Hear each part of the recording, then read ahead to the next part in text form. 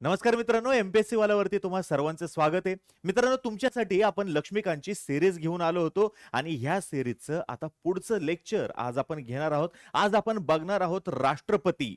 राष्ट्रपती फार महत्वाचं असं अंग आहे आपल्या एकूण संसदीय शासन प्रणालीचं. ज्यावेळेस आपण संसद म्हणतो तर त्या संसदेमध्ये फक्त लोकसभा आणि राज्यसभा इतकाच भाग नसतो, तर त्याच्यामध्ये राष्ट्रपती हाही त्याचा फार महत्वाचा असा भाग आहे.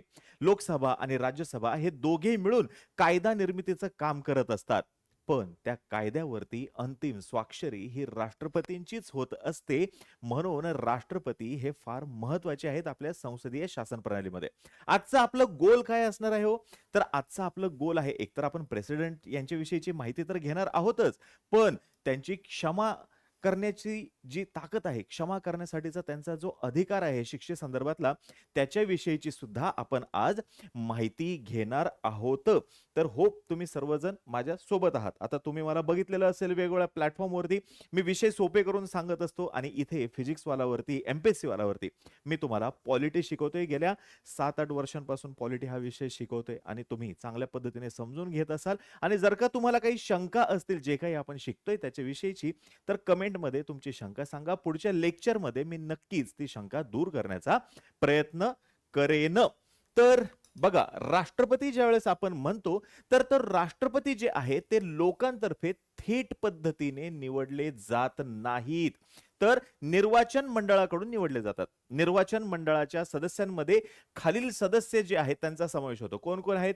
संसदेच्या दोन्ही गृहातील निवडून आलेले सदस्य. दोन्ही गृह म्हणजे कोणतं? लोकसभा प्लस राज्यसभा. लोकसभा प्लस राज्यसभा. नंतर राज्य विधानसभेतील निवडून आलेले सदस्य. राज्य विधानसभेतील निवडून आलेले सदस्य. आणि दिल्ली, पॉंडिचेरी ह्या ज्या केंद्रशासित प्रदेश आहेत तिथल्या ज्या विधानसभा आहेत तिथले सुद्धा निवडून आलेले सदस्य. आता बघा, इथे फक्त आणि फक्त राज्य विधानसभा याच्याविषयी लिहिलेलं आहे. म्हणजे बघा, राज्य जे आहे त्या राज्याच्या विधिमंडळामध्ये काही ठिकाणी द्विगृही आहे, काही ठिकाणी एकगृही आहे. काही ठिकाणी द्विगृही आहे आणि काही ठिकाणी एकगृही आहे. द्विगृही म्हणजे काय? तर तिथे आहे विधानसभा आणि विधान परिषद. एकगृही म्हणजे काय? तर फक्त विधानसभा आणि इथून ते विधेयक डायरेक्ट राज्यपाल महोदयांकडे जातं. ठीक आहे. मग विधान परिषद सगळीकडे आहे का? सर्व राज्यांमध्ये आहे का? तर काही मोजक्याच 6 राज्यांमध्ये आहे. महाराष्ट्र, बिहार, उत्तर प्रदेश, तेलंगणा, कर्नाटक आणि अजून 6वं कोणतं हे मला खाली कमेंट बॉक्समध्ये सांगायचंय. 6 राज्यांमध्येच फक्त आपल्या इथे काय आहे? द्विगृही म्हणजे विधान परिषद आहे. त्याच्यामुळे विधान परिषदेमध्ये निवडून आलेले किंवा नामनिर्देशित हे कोणीही राष्ट्रपतींच्या निवडणुकीमध्ये भाग घेत नाहीत. कोण भाग घेतात? लोकसभा आणि राज्यसभा यांचे निवडून आलेले सदस्य.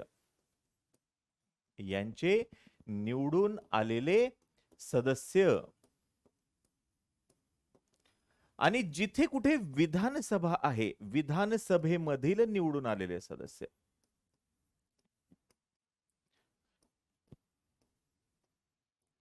क्लिअर आहे का सगळ्यांना? तर क्लिअर असेल अशी अपेक्षा करतो. मग खालीलपैकी कोण भाग घेत नाही? जे नामनिर्देशित सदस्य आहेत ते भाग घेत नाहीत. राज्य विधिमंडळ द्विगृही असेल म्हणजे विधान परिषदांचे जे सदस्य आहेत ते सुद्धा याच्यामध्ये भाग घेत नाहीत. नामनिर्देशित सदस्य भाग घेत नाहीत. आणि दिल्ली आणि पॉंडिचेरी या केंद्रशासित प्रदेशांच्या विधानसभांमधले सुद्धा नामनिर्देशित सदस्य हे भाग घेत नाहीत. म्हणजे 2 वेगळे शब्द आहेत. एक असतं नामनिर्देशित आणि दुसरा जो असतो तो निर्वाचित. निर्वाचित बोले तो काय? निवडून आलेले. निर्वाचित वेगळं आहे, नामनिर्देशित वेगळं आहे. हे या ठिकाणी समजून घ्या. पुढचं काय? राष्ट्रपतींच्या निवडणुकीशी संबंधित सर्व शंका आणि विवाद यांची चौकशी कोण करणार आहे? तर सर्वोच्च न्यायालय करणार आहे. सर्वोच्च न्यायालय महत्वाचं आहे. हे आपण कुठं बघितलेलं होतं?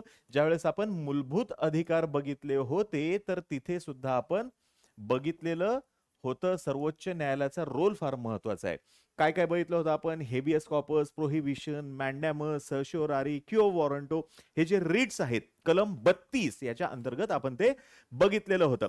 ठीक आहे. सर्वोच्च न्यायालयाने जर का राष्ट्रपतींची निवडणूक अवैध ठरवली, राष्ट्रपतींची निवडणूक जर का अवैध ठरवली, म्हणजे निवडणूक झाली 2022 मध्ये किंवा 2023 मध्ये निवडणूक झालेली आहे आणि 2024 मध्ये त्याला चॅलेंज झालं आणि सर्वोच्च न्यायालयाने जर का राष्ट्रपतींची निवडणूक अवैध ठरवली, तर या मधल्या काळामध्ये पदावरती असताना राष्ट्रपती महोदयांनी घेतलेले जे काही निर्णय आहेत ते निर्णय लागू राहतात, ते नष्ट होत नाहीत. हे या ठिकाणी समजून घेणं फार महत्वाचं आहे. पुढे काय आहे पात्रता? भारतीय नागरिक असणं गरजेचं आहे. 35 वर्ष पूर्ण असले पाहिजेत. लोकसभेचा सभासद म्हणून निवडून येण्यास ती व्यक्ती पात्र असली पाहिजे आणि लाभाच्या पदावरती त्यांनी असता कामा नये. आता बघा, भारतीय नागरिक म्हणजे दोन्ही पद्धतीने, जन्माने असेल किंवा वास्तव्याने असेल, जन्माने किंवा वास्तव्याने कोणत्याही पद्धतीने असलेली भारतीय नागरिक व्यक्ती जी आहे ती आपल्या इथे काय आहे, तर राष्ट्रपती पदासाठी पात्र आहे. अमेरिकेमध्ये थोडीशी वेगळी परिस्थिती. अमेरिकेमध्ये फक्त आणि फक्त जन्माने अमेरिकन जो असेल तोच राष्ट्राध्यक्ष होऊ शकतो. आपल्या इथं तसं काय आहे का, तर नाही. अटी काय आहेत? संसदेच्या दोन्ही सभागृहांचा किंवा राज्य विधिमंडळाचा तो सदस्य असता कामा नये. जर अशी व्यक्ती राष्ट्रपतीपदी निवडून आली तर ज्या दिवशी तो राष्ट्रपतीचं पद ग्रहण करेल त्या दिवसापासून त्याने गृहाचे सदस्यत्व सोडलं आहे असं मानलं जातं. लाभाचं पद असता कामा नये. राष्ट्रपती भवन वापरण्याचा अधिकार आहे. वेतन आणि भत्ते कमी करता येत नाहीत. का, तर त्यांनी निरपेक्षपणे काम करावं, स्वतंत्रपणे काम करावं म्हणून हे सगळे. पदग्रहण केल्यापासून राष्ट्रपतींचा कार्यकाल 5 वर्ष असतो आणि ते राजीनामा कुणाला देतात, तर उपराष्ट्रपतींना राजीनामा देतात. आणि उपराष्ट्रपती कुणाला देतात, उपराष्ट्रपती राष्ट्रपतींना देतात. बरोबर आहे. यासोबतच कार्यकाल संपण्यापूर्वी महाभियोग चालून त्यांना पदावरून दूर करता येतं. महाभियोग म्हणजे काय, तर जर का राष्ट्रपतींकडून घटनेचा भंग झाला तर त्यांच्यावरती ही महाभियोग प्रक्रिया चालवता येते. पण घटनेचा भंग म्हणजे काय हे आपल्या घटनेमध्ये कुठेही डिफाईन केलेलं नाही. ज्या पद्धतीने अस्पृश्यता डिफाईन केलेलं नाही त्याच पद्धतीने घटनेचा भंग हे सुद्धा डिफाईन केलेलं नाही, हे लक्षात घ्या. तो राष्ट्रपती पदाच्या निवडणुकीसाठी पात्र असतो आणि कितीही वेळा तो निवडला जाऊ शकतो. आता महाभियोग म्हणजे काय, तर राज्यघटनेचा भंग याच्याबद्दल. मग हे आरोपपत्र संसदेच्या कोणत्याही गृहामध्ये मांडले जाऊ शकते. जसं आपण घटना दुरुस्तीला बघितलं होतं, कोणत्याही गृहात मांडलं जातं. आरोपपत्र जिथं मांडलं जाईल त्या गृहातील 1/4 सदस्यांनी आरोपपत्रावरती स्वाक्षरी केली पाहिजे आणि राष्ट्रपतींना 14 दिवसांची पूर्व सूचना सुद्धा दिलेली असली पाहिजे. मग त्या सभागृहाच्या 203 बहुमताने महाभियोगाचा ठराव जर का संमत झाला तर तो ठराव दुसऱ्या गृहाकडे पाठवला जातो. मग ते गृह परत एकदा त्याच्यावरती सखोल चौकशी करतं आणि जर का त्यांना चौकशीच्या वेळेस ते राष्ट्रपती महोदयांना उपस्थित राहण्याची परवानगी देतात. यासोबतच राष्ट्रपतींना तसा अधिकार सुद्धा आहे आणि दुसऱ्या गृहामध्ये जर का आरोप सिद्ध झाले आणि ते सुद्धा कसे 203 बहुमताने, तर ते विधेयक संमत होतं आणि त्या दिवसापासून राष्ट्रपती पदच्युत होतात. म्हणजेच काय, महाभियोग ही संसदेमधली अर्ध न्यायिक प्रक्रिया आहे. अर्ध न्यायिक बोलतो quasi judicial process, it is quasi judicial. आता इथे एक गोष्ट लक्षात घ्या. आपण काय म्हणलं होतं तर राष्ट्रपतींची निवडणूक जेव्हा आहे, निवडणूक ह्याच्यामध्ये भाग कोण घेत होतं? राष्ट्रपतींच्या निवडणुकीमध्ये लोकसभा प्लस राज्यसभा निवडून आलेले सदस्य. ठीक आहे. नंतर जिथे विधानसभा आहे, निवडून आलेले सदस्य.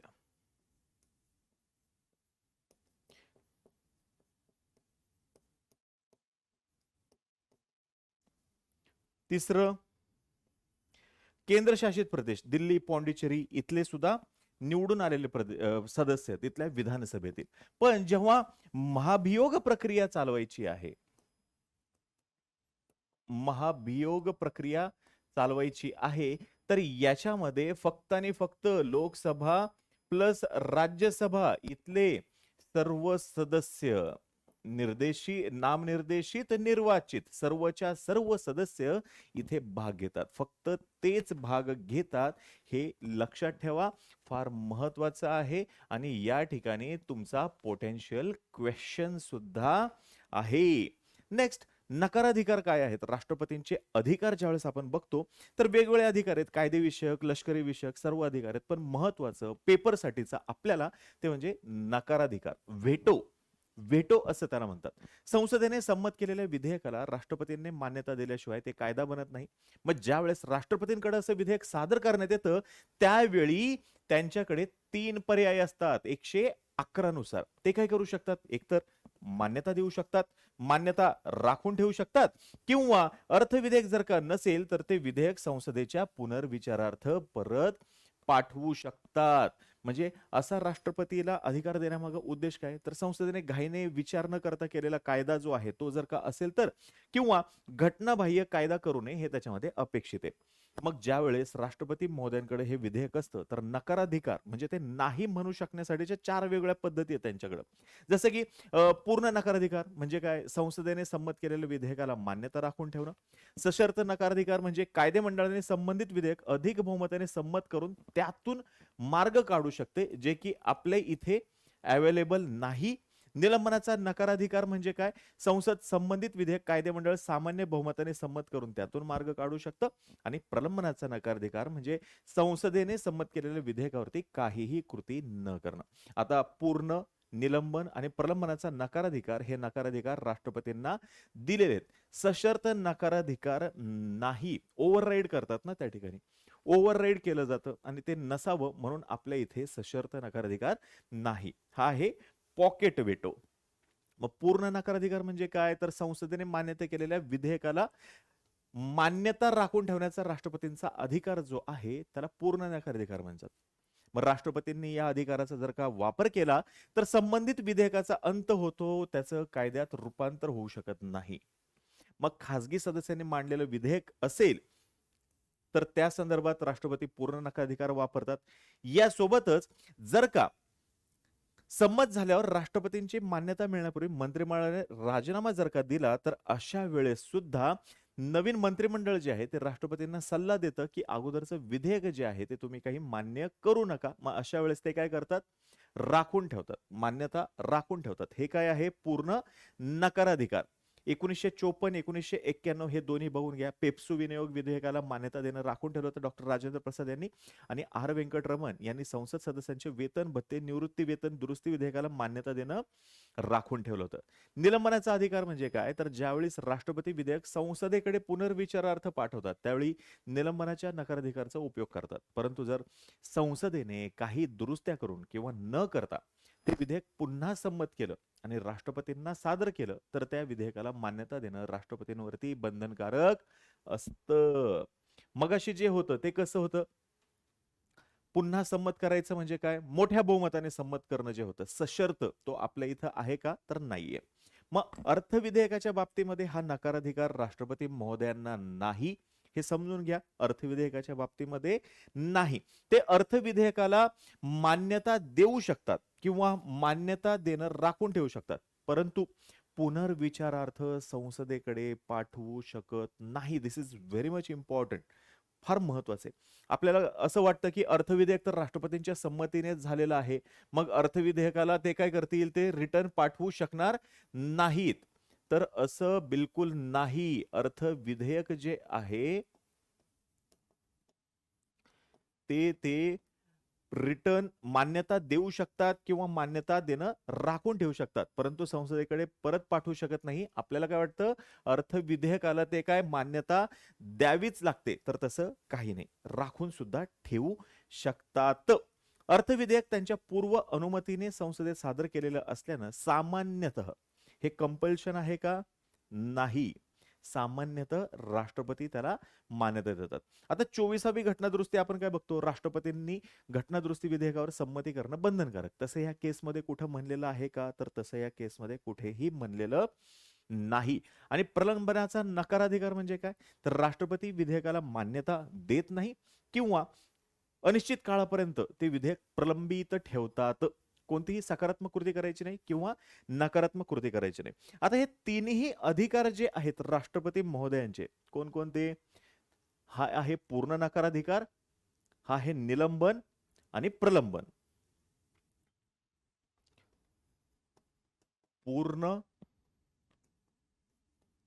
निलंबन आणि प्रलंबन. आता हे तिन्ही कसे लिहाल तुम्ही? पूर्ण मध्ये काय आहे हो? तर इथे जनरली प्रायव्हेट बिल जेव्हा आहे तर त्यावेळेस वापरतात. क्रमांक 1 आणि क्रमांक 2 जर का सत्ता बदल झाला तर अशा वेळेस नवीन आलेली लोकसभा जी आहे किंवा नवीन मंत्रिमंडळ जे आहे ते त्यांना सांगू शकतं की अगोदरचं बिल जे आहे ते तुम्ही काय करा, त्याला मान्यता देऊ नका. हा पूर्ण नकार अधिकार. मान्यता देणं राखून ठेवलं.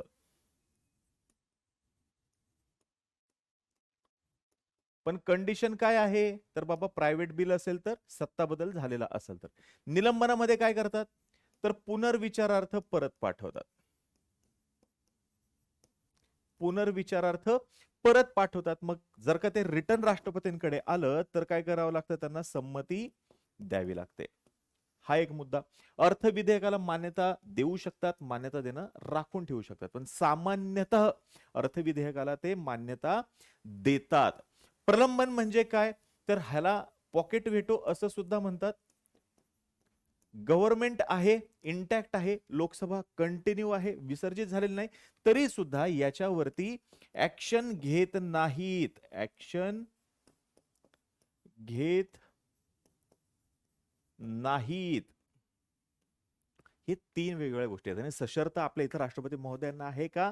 तर सशर्त नकाराधिकार आपल्या इथं राष्ट्रपती महोदयांना नाही. क्लिअर आहे? मग इथे आपण पेप्सू संदर्भात बघितलं होतं. आर व्यंकटरमण यांचं एक सांगितलं वेतन भत्तेचं पूर्ण. इथे पोस्ट ऑफिस विभागासंदर्भात पॉकेट व्हेटोचं उदाहरण तुम्हाला देता येऊ शकतं. आता क्षमा करण्याचे राष्ट्रपती महोदयांचे अधिकार कोणकोणते आहेत? तर केंद्रीय कायद्यांचं उल्लंघन केल्यास गुन्ह्याबद्दल शिक्षा किंवा दंड जर का झालेला असेल किंवा लष्करी न्यायालयाने दिलेली शिक्षा असेल, देहदंडाची शिक्षा असेल, तर या संदर्भात क्षमा करण्याचा राष्ट्रपतींना अधिकार आहे. फक्त न्याय व्यवस्थेपेक्षा हा वेगळा अधिकार आहे. आणि अशा वेळेस काय करतात? न्यायालयाने सुनावलेली शिक्षा असते, या अधिकाराचा वापर करताना राष्ट्रपती काय करतात? तर हे दाद मागण्यासाठीचं न्यायालय आहे, या पद्धतीने या ठिकाणी काम केलं जातं. मग काय वेगवेगळे प्रकार आहेत इथे? तर एक तर त्या गुन्हेगारास क्षमा केली जाते. क्षमा केली जाते म्हणजे काय? तर त्याला पूर्णतः माफी मिळते. सर्व शिक्षा, दंड आणि अपात्रता याच्यातून त्याला पूर्णतः माफी मिळते.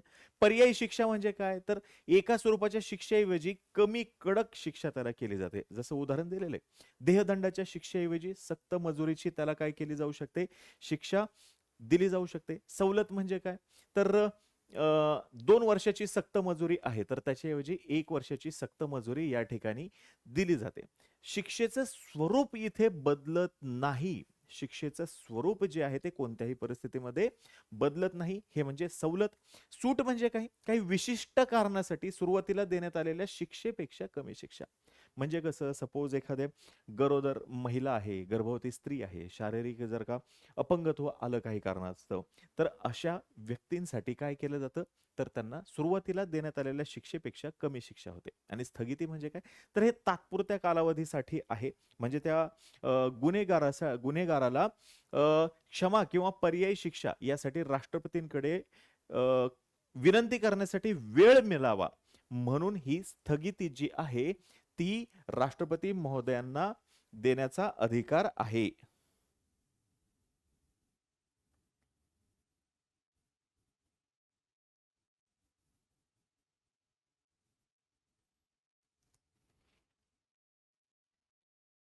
ठीक आहे. आता घटनेच्या कलम 161 अनुसार राज्यपाल महोदयांना सुद्धा क्षमा करण्याचा अधिकार आहे. क्षमा करण्याचा अधिकार आहे का?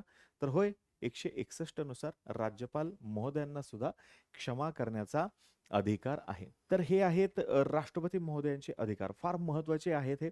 राज्यपाल महोदयांचे वेगळे आहेत, जे की आपण राज्यपाल चॅप्टर बघत असताना बघूयात.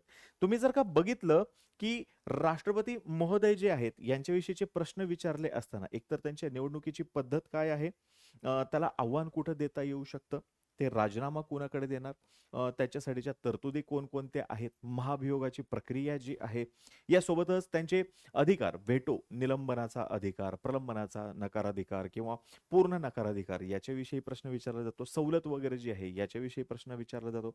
ऑर्डिनन्स म्हणजे ऑर्डिनन्स मेकिंग पॉवर जी आहे त्याच्याविषयी सुद्धा प्रश्न विचारला जाऊ शकतो. आता राष्ट्रपतींचं घटनात्मक स्थान काय आहे? तर बघा, कलम 53, कलम 74 आणि कलम 75 मधल्या तरतुदी या ठिकाणी विचारात घेणं गरजेचं आहे. संघराज्याचे कार्यकारी अधिकार राष्ट्रपतींकडे सोपवले जातील आणि ते अधिकार घटनेनुसार प्रत्यक्षपणे किंवा त्यांच्या हाताखालच्या अधिकाऱ्याद्वारे वापरले जातील, हे दिलेलं आहे. राष्ट्रपतींना सल्ला देण्यासाठी आणि त्यांच्या सहाय्यासाठी पंतप्रधानांच्या अध्यक्षतेखाली मंत्रिमंडळ असेल आणि राष्ट्रपतींनी त्यांचे कार्य मंत्रिमंडळाच्या सल्ल्यानुसारच केले पाहिजेत, हे एक अपेक्षित आहे. कलम 74, मंत्रिमंडळ संयुक्तरित्या लोकसभेला उत्तरदायी असेल आणि ही तरतूद म्हणजे संसदीय प्रणालीच्या शासनाचा काय आहे? पाया आहे. मग ज्या ज्या वेळेस आपण संसद म्हणतोय, ज्या ज्या वेळेस आपण संसद म्हणणार आहोत, त्या त्या वेळेस त्याच्यामध्ये लोकसभा, राज्यसभा आणि इथून आलेल्या कायद्यावरती अंतिम सिग्नेचर ही राष्ट्रपती महोदयांची असणं हे फार गरजेचं आहे. क्लिअर आहे? सोपं आहे का? यासोबतच आपण काय बघितलं? पूर्ण नकाराधिकार, निलंबनाचा नकाराधिकार आणि प्रलंबनाचा नकाराधिकार.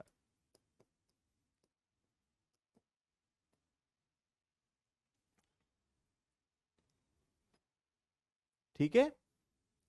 तर इतकंच होतं राष्ट्रपती याच्यामध्ये. महत्वाचे महत्वाचे जे पॉइंट्स आहेत ते आपण कव्हर करण्याचा प्रयत्न केलेला आहे. होप तुम्हाला समजलेलं असेल. जर काही याच्यामध्ये तुम्हाला काही शंका असेल, एखादा मुद्दा जर का क्लिअर झालेला नसेल, तर तसं खाली कमेंट बॉक्समध्ये नक्की सांगा. नेक्स्ट लेक्चरला मी ते कव्हर करण्याचा प्रयत्न करेन. तर मित्रांनो, आपण एमपीएससी वाला तर्फे तुम्हा सर्व विद्यार्थ्यांसाठी लक्ष्मीकांत हे जे पुस्तक आहे, या पुस्तकासाठीची फ्री सिरीज सुरू केलेली आहे.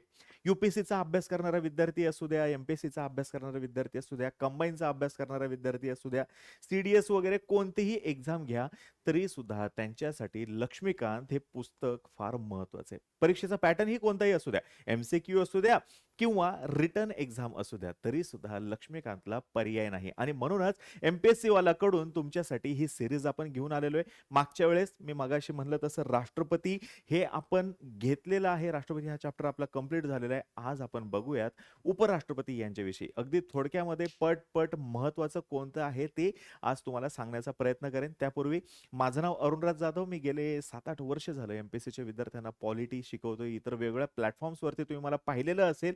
विषय सोपा करून सांगणं, जगभरात चालू असलेल्या घडामोडी तुमच्यापर्यंत पोहोचवणं, हेच एमपीएससी वालाच्या माध्यमातून करण्याचा आमचा प्रयत्न आहे. आजचा आपलं गोल काय आहे? आजचं आपलं गोल आहे व्हाईस प्रेसिडेंट यांच्याविषयीची माहिती घेणं आणि व्हाईस प्रेसिडेंट यांच्या नेमक्या पॉवर्स काय आहेत, त्यांचे अधिकार काय आहेत हे जाणून घेणं.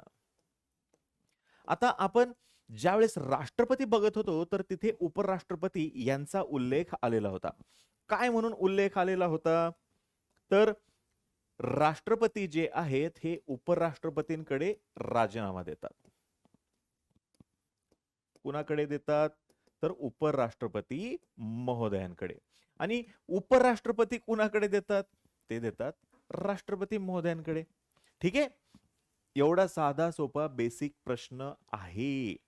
एवढं म्हणजे प्रश्न विचारतात याच्या संदर्भातला. विचारतात का? तर हो, विचारतात. मग उपराष्ट्रपती हे देशातील दुसऱ्या क्रमांकाचं पद आहे. ज्येष्ठता क्रमांमध्ये त्यांना राष्ट्रपतीच्या निकटचा क्रम दिलेला आहे आणि हे पद अमेरिकेच्या उपराष्ट्रपती पदावरती आधारलेलं आहे, हे आपल्याला या ठिकाणी लक्षात येऊ शकतं.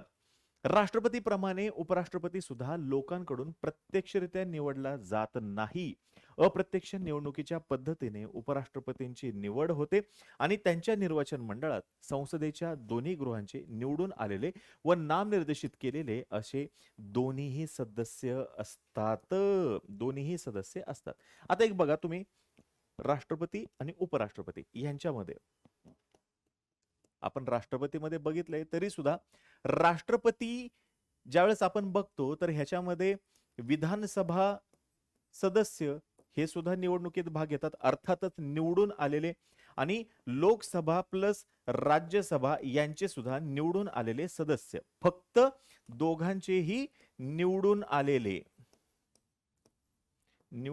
आलेले सदस्य भाग घेतात. पण उपराष्ट्रपती यांच्या बाबतीमध्ये विधानसभेचा रोल काय आहे का हो? काहीच रोल नाही. आणि उपराष्ट्रपतींची जी निवडणूक आहे याच्यामध्ये राज्यसभा प्लस लोकसभा यांचे सर्व सदस्य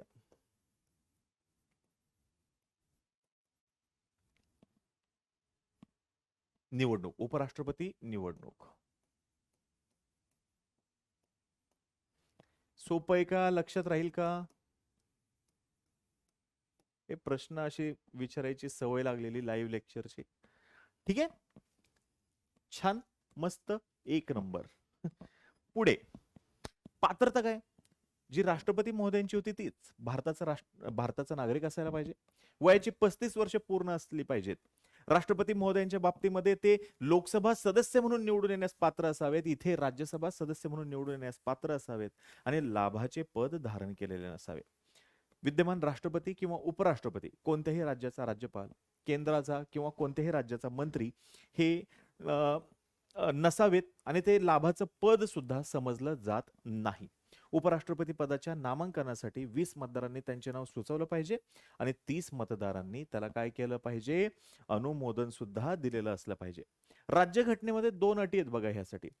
संसदेच्या कोणत्याही गृहाचा किंवा राज्य विधिमंडळाचा तो सदस्य नसावा, असा सदस्य नसावा. आणि अशी व्यक्ती जर का उपराष्ट्रपतीपदी निवडून आल्यास त्याने उपराष्ट्रपती ग्रहण केल्यानंतर संबंधित गृहाचे सदस्य सोडल्याचे मानण्यात येईल.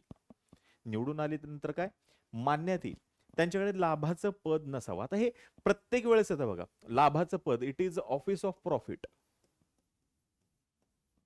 It is what? Office of profit. Peoples representation act 1951 याच्यामध्ये याच्याविषयीची डिटेल माहिती आहे. याच्याविषयीची डिटेल माहिती तिथं आहे. नंतर कधीतरी आपण निश्चितपणे बघूयात, जसं जसं आपला सिलेबस पुढे जाईल तसं तसं. कार्यकाल काय आहे? तर पदग्रहण केल्यापासून 5 वर्षाच्या कालावधीसाठी उपराष्ट्रपती पदावर ते असतात. राष्ट्रपतींना उद्देशून राजीनामा पत्र लिहून ते आपले पद सोडू शकतात. कार्यकाल पूर्ण होण्यापूर्वी त्यांना पदावरून काढता येतं. त्यांना पदच्युत करण्यासाठी महाभियोगाची गरज नसते. गृहातील एकूण संख्येच्या प्रभावी बहुमताने राज्यसभेने ठराव करून आणि लोकसभेची सहमती घेऊन त्यांना पदावरून हटवता येतं. दोघांचीही पद्धती त्या कमी करण्याची ही वेगवेगळी आहे. राष्ट्रपती महोदयांची वेगळी आहे, उपराष्ट्रपती महोदयांची वेगळी आहे. ठीक आहे. किमान 14 दिवसांची पूर्वसूचना दिल्याशिवाय असा ठराव मांडता येत नाही. आणि पदच्युत करण्यासाठीचं कोणतंही कारण घटनेमध्ये सांगितलेलं नाहीये बघा. कोणतंही कारण सांगितलेलं आहे का? तर बिलकुल नाही. त्याचा उत्तराधिकारी पद ग्रहण करेपर्यंत उपराष्ट्रपती 5 वर्षापेक्षा जास्त काळ पदावरती राहू शकतो. अगदी राष्ट्रपती महोदय सुद्धा त्या पद्धतीने पदावरती राहू शकतात. राष्ट्रपती सुद्धा पुनर्निवडणुकीसाठी पात्र असतात, उपराष्ट्रपती सुद्धा पुनर्नियुक्तीसाठी पात्र असतात, आणि ते कितीही वेळा निवडून येऊ शकतात. राष्ट्रपती पण उपराष्ट्रपती पण कितीही वेळा निवडून येऊ शकतात. आता कोणत्या प्रकारे उपराष्ट्रपती पद रिक्त होतं? तर 5 वर्षाचा कार्यकाल संपला तर, उपराष्ट्रपतीने राजीनामा जर का दिला तर, त्यांना पदच्युत केलं तर, त्यांचा मृत्यू झाला तर, इतर पद्धतीने. आता बघा, 5 वर्षाचा कार्यकाल संपला, हा कार्यकाल संपला. थोडस वेगळं लिहितो इथं. राष्ट्रपती महोदयांसाठी काय असतं? उपराष्ट्रपतींचं तर दिलेलं आहे, पण जर का राष्ट्रपती महोदयांसाठी म्हणलं 5 वर्षाचा कार्यकाल संपला, नवीन अजून कोणी आलेले नसतील तर हे कंटिन्यू करतात. राष्ट्रपती कंटिन्यू करतात नवीन राष्ट्रपती येईपर्यंत. पण जर का राष्ट्रपतीने राजीनामा दिला, पदच्युत झाले, त्यांचा मृत्यू झाला, अशा वेळेस जेव्हा पद रिक्त होतं तर त्यावेळेस उपराष्ट्रपती हे प्रभारी राष्ट्रपती म्हणून काम करतात. हे लक्षात घ्या.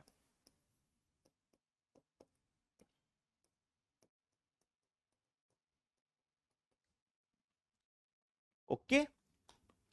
पुढे राजीनामा, पदच्युती, मृत्यू किंवा इतर कारणांमुळे पद रिक्त झाल्यास ते पद भरण्यासाठी शक्य तितक्या लवकर निवडणूक घेतली पाहिजे. नवीन राष्ट्रपतीने पदग्रहण केल्यापासून त्याचा कार्यकाल किती असतो? 5 वर्ष. उपराष्ट्रपती पदावरती कुणाला पुढे म्हणजे राष्ट्रपती नसतील तर उपराष्ट्रपती प्रभारी राष्ट्रपती म्हणून काम करतात. पण उपराष्ट्रपती पद जर का काही कारणास्तव रिक्त झालं तर अशा वेळेस कोणीही प्रभारी उपराष्ट्रपती म्हणून काम करतं का? तर तसं आपल्या इथे नाही. उपराष्ट्रपती पदाच्या निवडणुकीसंबंधी सर्व शंका, विवाद यांची चौकशी कोण करतं? सर्वोच्च न्यायालय करतं. राष्ट्रपतींच्या बाबतीमध्ये सुद्धा सर्वोच्च न्यायालय करतं आणि सर्वोच्च न्यायालयाचा हा जो निर्णय आहे, सर्वोच्च न्यायालयाचा हा जो निर्णय आहे, हा निर्णय काय असतो? हा निर्णय अंतिम असतो. निर्णय अंतिम असतो. आता उपराष्ट्रपतींचं जर का आपण कार्य बघितलं तर काय आहे? तर ते राज्यसभेचे पदसिद्ध अध्यक्ष असतात आणि लोकसभेच्या सभापतींसारखंच त्यांचं कार्य असतं. फक्त फरक हा आहे की लोकसभेचे सभापती हे संयुक्त बैठक, लोकसभा आणि राज्यसभा यांच्या संयुक्त बैठकीच्या अध्यक्षस्थानी असू शकतात. सभापती नसतील तर उपसभापती अशा वेळेस अध्यक्षस्थानी असतात. उपसभापती नसतील तर राज्यसभेचे उपाध्यक्ष जे आहेत त्याच्या अध्यक्षस्थानी असतात. पण राज्यसभेचे अध्यक्ष असलेले उपराष्ट्रपती जे आहेत ते संयुक्त बैठकीच्या अध्यक्षस्थानी असत नाहीत, हे या ठिकाणी लक्षात घेणं गरजेचं आहे. अमेरिकेमध्ये सुद्धा उपाध्यक्ष विधिमंडळाच्या वरिष्ठ गृहाचा म्हणजेच सिनेटचा अध्यक्ष म्हणून काम करतो. राजीनामा, पदच्युती, मृत्यू किंवा इतर कारणांमुळे राष्ट्रपती पद रिक्त झाल्यानंतर उपराष्ट्रपती प्रभारी राष्ट्रपती म्हणून काम पाहतो. नवीन राष्ट्रपती 6 महिन्यात निवडला जात असल्यानं जास्तीत जास्त 6च महिने तो प्रभारी राष्ट्रपती म्हणून काम पाहतो. मग विद्यमान राष्ट्रपती जर अनुपस्थित असेल, प्रकृती अस्वास्थ्य किंवा इतर कारणांमुळे त्यांचे कार्य करू शकत नसेल तर त्यावेळी राष्ट्रपती परत कार्यालयात येईपर्यंत उपराष्ट्रपती हे राष्ट्रपतीचं काम पाहतात. प्रभारी राष्ट्रपती म्हणून ज्यावेळेस उपराष्ट्रपती काम करत असतात, बरोबर आहे, तर त्यावेळेस ते राज्यसभेच्या अध्यक्षपदाची कामं करत नाहीत. कोण करतं मग राज्यसभेचा अध्यक्ष म्हणून काम? तर राज्यसभेचे उपाध्यक्ष जे आहेत ते अध्यक्ष म्हणून काम पाहतात. त्याला बेसिकली आपण चेअरपर्सन म्हणू शकतो. चेअरपर्सन.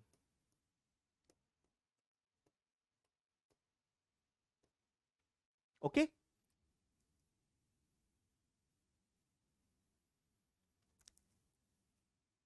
सोपं आहे का? हो म्हणा. जरी भारतातील उपराष्ट्रपती पद अमेरिकेतील उपराष्ट्रपती पदावर किंवा उपाध्यक्ष पदावर आधारलेलं असलं तरी त्यात फरक आहे. जर अमेरिकेचे राष्ट्रपती पद रिक्त झालं तर उपराष्ट्रपती हा राष्ट्रपती बनतो. अगोदरच्या राष्ट्रपतीच्या उर्वरित काळासाठी तो राष्ट्रपती असतो. पण भारतात राष्ट्रपती पद रिक्त झाल्यास उपराष्ट्रपती उर्वरित काळासाठी राष्ट्रपती बनत नाही. तर नवीन राष्ट्रपती पदग्रहण करेपर्यंत तो काय असतो? प्रभारी राष्ट्रपती म्हणून काम पाहत असतो. क्लिअर आहे? फार महत्वाचा पॉइंट आहे. महत्वाचा म्हणजे पोटेन्शियल क्वेश्चन.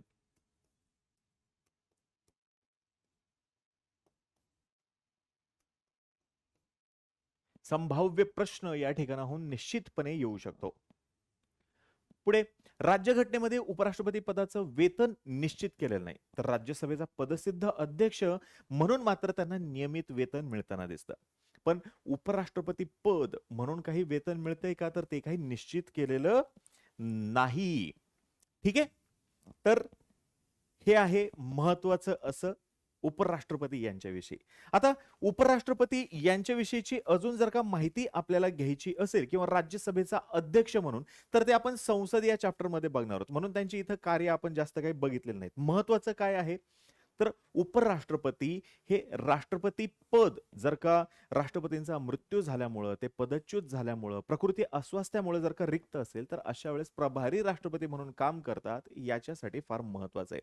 त्या राजीनामा कोणाला देतात, निवड कोण करतं, यासोबतच त्यांच्याविषयी अंतिम अंतिम जो आहे निर्णय कोण घेतं त्यांच्या निवडणुकी संदर्भात, हे फार महत्वाचे प्रश्न आहेत. आणि अमेरिकेचे उपाध्यक्ष, भारताचे उपराष्ट्रपती, ह्या दोघांमधला मेजर डिफरन्स जो आहे तो सुद्धा या ठिकाणी फार महत्वाचा आहे.